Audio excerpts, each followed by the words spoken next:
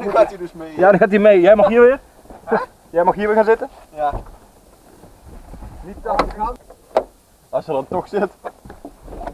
Je bent de enige persoon, je bent wel een Volkswagen rijder, je bent de enige persoon waarbij ik de stoel rechterop moet zetten. Hier zit, kun jij net niet zien denk ik, bovenop. Kun je dat net wel zien? Nee. You can't see him, but the man quite literally behind the camera is Bouke. And this is his Volkswagen Corrado VR6 that he's been driving for the past 11 years, which is impressive. You're allowed to talk too, by the way. Ah, that's fine. Oh, yeah. thanks. It's done about 400,000 kilometers now. Well, that would be excessive. 393 to be exact.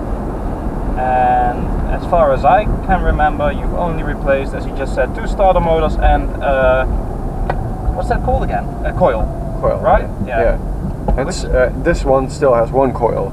Yeah. Instead of the modern cars that all have a coil per cylinder. Oh god, some Renaults had 4 indeed, and they broke every few months. That was a problem that started in the late 90s with the Clio and the what's it called again? Kangoo. Yeah. And it was only solved like 5 years ago. Waarom? Talking about Kangoos. Apparently I'm impressive with my Corrado. Thank you. Well, that wasn't necessary. Yeah. I'm going to take a bit of a detour because just driving to the stores won't be that interesting.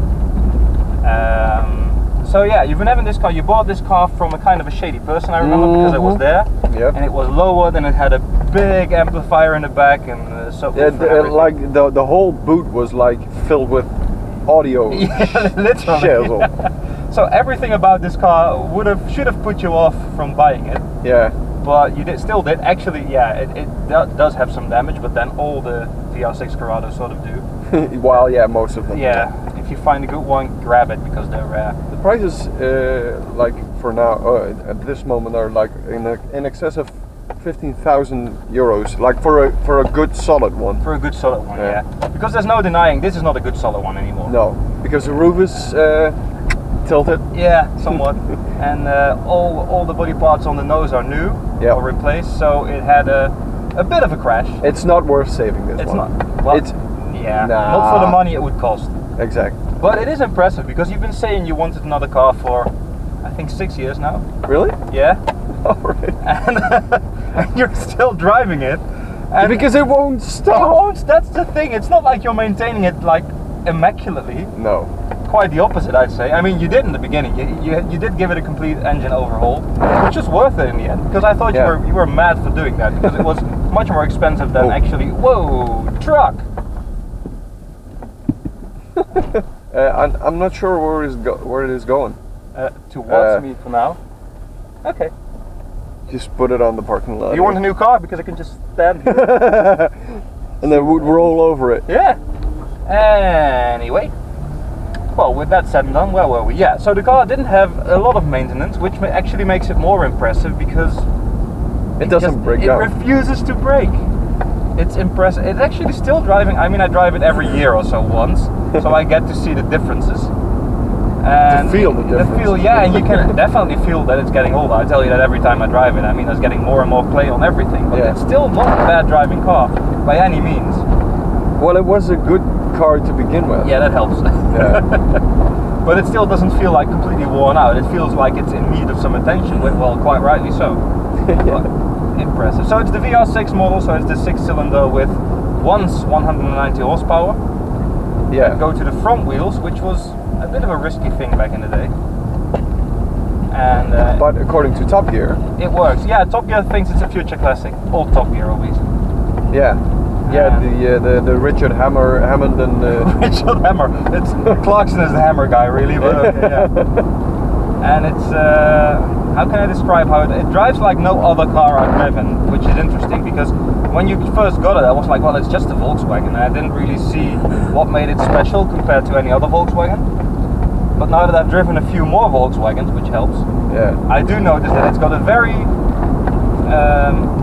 recognizable steering feel to it. You may not even notice anymore because you drive it all the time.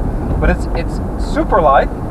I mean, it is very light, but it's very communicative. It's like it definitely pulls back, as you can see. Yeah, but it pulls to the right anyways. Yeah, to the right. No, that's true. But it pulls to sort of center. What's going on? This is going to be a challenging ride, I believe. No, actually, I grew to like this car because of its reliability, and from driving more cars, I do start to realize why you would want this one instead of, say, a Golf or a Jetta. No, just straight. I'm gonna go through Stevensweert, and I'm just gonna drive it until it runs out of fuel. But okay, that's a compliment, I guess. Yeah, definitely. I mean, I wouldn't mind driving this to the south of France, except for the fact that it doesn't really go straight. Well, apparently the rear axle is kind of, it had a smash, so it's kind of off center. Yeah, we make it sound like a bad car, but that's the thing. It's just really hard to find a good Corrado, much like it is hard to find a good Golf GTI these days. Because they were all smashed. Because they were, well, the Corrado actually was an expensive car. Yeah. Which is why I always maintained, and I still say the same thing. They should have called it Karmann.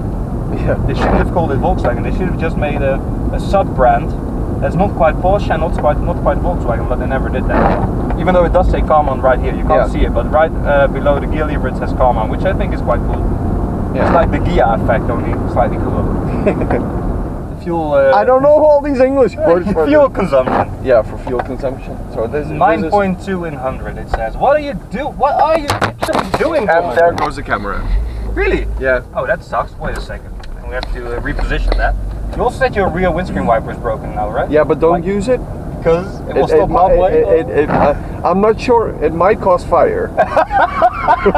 Oh, this is gonna be good. Well, it could cause fire. Yeah, of course. Yeah, it probably won't. But let's not go there. You can hear the relay. The relay clicking. Yeah. Every once in a while, so click, click. Okay, so the thing with these videos is people are always curious about how the car drives. So I should tell them more about that. Yeah. But I always forget to do that somehow. You wander off.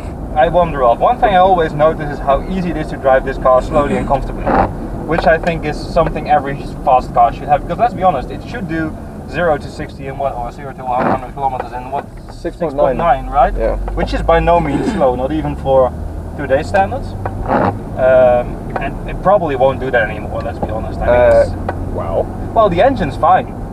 So it probably will. Or at least close to it. Yeah. Yeah, that's something else I was wondering about. How about the gearbox? Is that still original? Do you know? Yeah. Because it's I had super tight. At the point where I had the engine rebuilt. Yeah. I wasn't sure what the gearbox, how the maintenance on the gearbox was for the past years. Have been for the past years.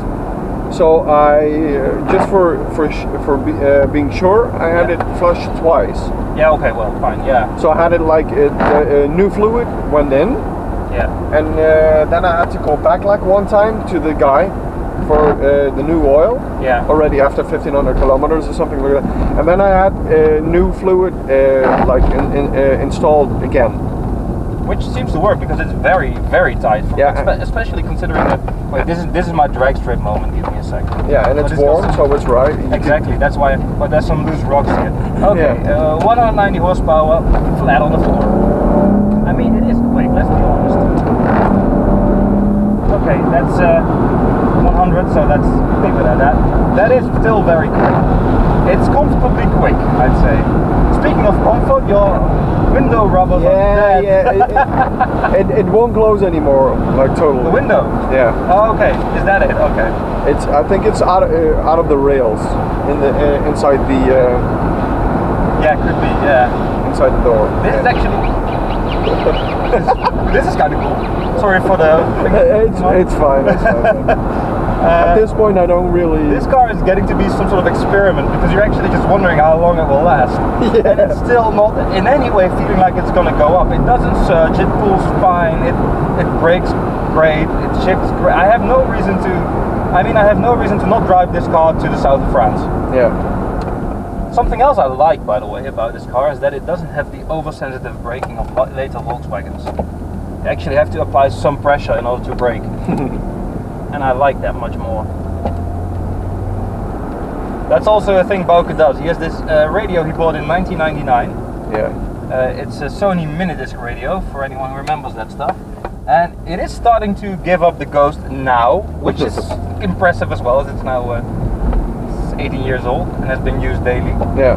But he actually always takes like the front of the radio, the thing. What's it called actually in English? I don't know. He takes it off. because he's convinced it looks to potential thieves. It looks like you are taking care of what's in your car. Yeah, exactly. Which sort of makes sense. I mean, I see that. I It's been to do that, but I think it's actually it was in a sort of experiment. Yeah. So if you tidy up your car on the inside, it would look like that there's not a lot to gain, so it won't. Fair enough. Yeah. I mean, I did actually notice once when I parked, we had a car that would the doors would jam, they wouldn't open anymore after you pulled the lever when they were locked. It wasn't the Hatsu. Oh. We fixed that at some point. Yeah. But so every time someone tried to open it, you would notice because it wouldn't open anymore. That is every 2 weeks. Really? Yeah, that's really often, especially with cars like those. No one cares anyway. They just try. No one's watching that car anyway, they think. Yeah. Every 2 weeks we couldn't open it and you had to pull the door. Yeah, that was actually quite shocking. So people try it a lot, so it is useful to lock your car. That's definitely true, yeah. Well, I had a phone charger and cable stolen. Yeah, true. At a party. Probably someone you knew then. No. There were lots of people that I didn't know, so. Okay. At least one of them was an asshole. I'm going to not drive to the store just yet. I'm going to park the car for a sec and use my head camera thing and look like an idiot to make some footage of the dashboard. World's noisiest fan. Is it? Yeah, it's very noisy. There are two actually. World's noisiest fans. There's actually a very satisfying click here. Which is something else that has to be said about this car. The dashboard has virtually no rattles. There's some going on these roads. Look, it's a Volvo Amazon. Nice. I actually have to think about keeping my head quite still now, otherwise it looks like shit, which is always a challenge when you're driving. It will still look like shit because I'm... Nice. Yeah, kind of cool. Yeah. Right.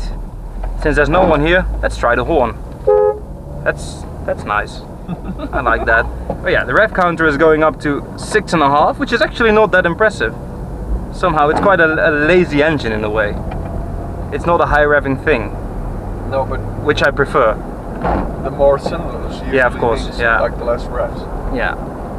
So it does have air conditioning, which doesn't work at the moment. Yeah. And there's also a bit of an issue with the left electric window, which is an interesting combination. But this car's 25 years old. Yeah. Pity they are not tax-free anymore now, road tax.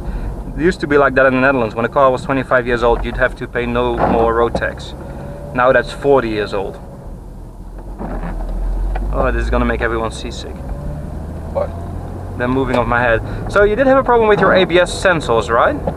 Yeah, but they're fine now. Oh, they're fine. I was wondering if you took out the light or if they're actually fine. They're fine, okay.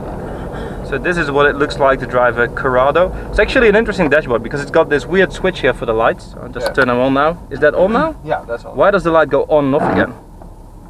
To show that it's on... Yeah, then it's on when... I'm not even sure what that's called in English. Do they have that? High beam, low beam, dip beam? That's kind of cool. So there's nothing on the dashboard for that. You only got a light for your high beam. A blue one.